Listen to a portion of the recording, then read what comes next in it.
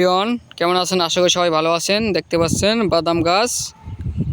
আমাদের এদিকে এবছর তেমন বাদাম হয় নাই, বৃষ্টি না থাকার কারণে দেখতে পাচ্ছেন তেমন বাদাম হয় নাই। তারপর মুগ ডাল, বিভিন্ন ধরনের ডাল সেরকম হয় নাই।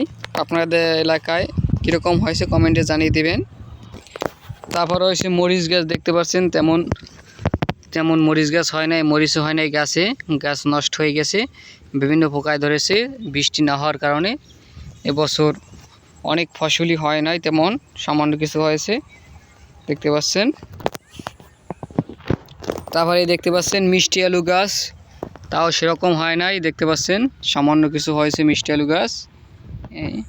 কিছু পাশ দিয়ে উঠেছে মানুষ, আর কিছু রয়ে গেছে, তেমন হয় নাই দেখতেই পাচ্ছেন। আর বাদামতে সেরকম হয় নাই, সবই সামান্য হয়েছে। তারপরে দেখতে পাচ্ছেন মুগ ডাল, দেখতে পাচ্ছেন মাঝে মাঝে সামান্য কিছু হয়েছে।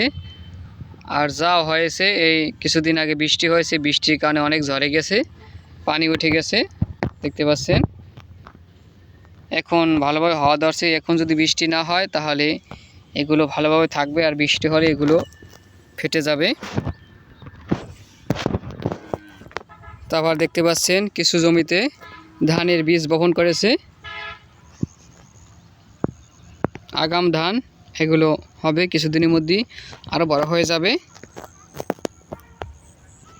এখন সারা বছরই ধানের চাষ করা হয়, বিভিন্ন রকমের ধান রয়েছে, হাইব্রিড, বিরি 21 এগুলো। তারপরে বিলের পাশেই রয়েছে ছোট খাল, তাতে কচুরিপানায় ভর্তি, দেখতে পাচ্ছেন কচুরিপানা ফুল, সব কচুরিপানায় ভর্তি চারপাশে।